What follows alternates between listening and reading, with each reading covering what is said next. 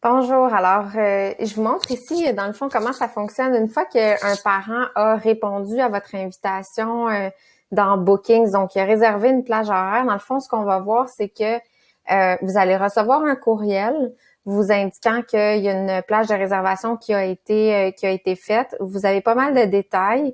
Vous avez aussi, si par exemple, vous avez le nom du parent. Puis, si le parent vous a écrit un commentaire, vous l'avez juste ici. Donc, c'est une note ajoutée par le client. Ici, Patrick m'a écrit Merci, j'ai bien hâte de vous voir. Mon enfant se nomme Anne Fleury. Donc, ça pourrait être une consigne que vous donnez à vos parents, donc d'écrire, dans le fond, le nom de leur enfant dans la boîte de commentaires. Ensuite, ce qui nous intéresse, c'est dans Agenda.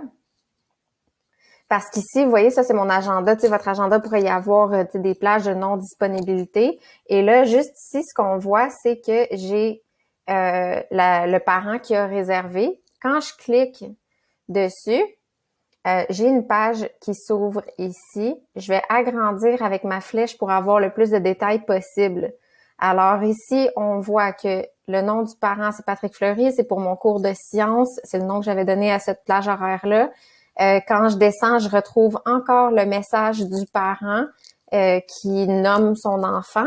Et ce qui est super intéressant, c'est que le moment venu, donc là, ici, la rencontre, elle est le 29 octobre à midi. À midi ou à 11h59, comme prof et comme parent, la seule chose que j'ai à faire, c'est cliquer sur « Participer à la réunion Teams ». Vous pouvez continuer sur le navigateur ou vous pouvez ouvrir l'application Teams si vous avez l'application. Je démarre ma visioconférence. Et là, on voit juste ici, j'ai juste à cliquer sur « Rejoindre maintenant » et je vais être dans ma visioconférence avec mon parent. Il n'y a pas personne d'autre qui va pouvoir se joindre à la visio ou quoi que ce soit.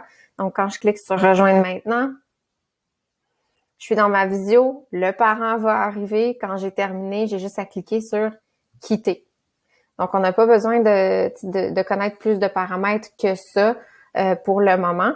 Là, vous voyez que j'ai pas encore accepté cette rencontre-là. Donc, j'ai juste à cliquer « Oui ». J'y assisterai.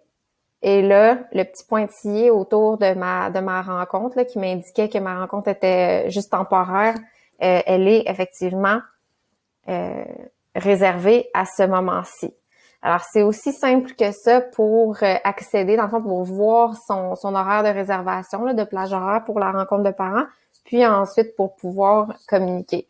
Donc, pour pouvoir démarrer la visioconférence.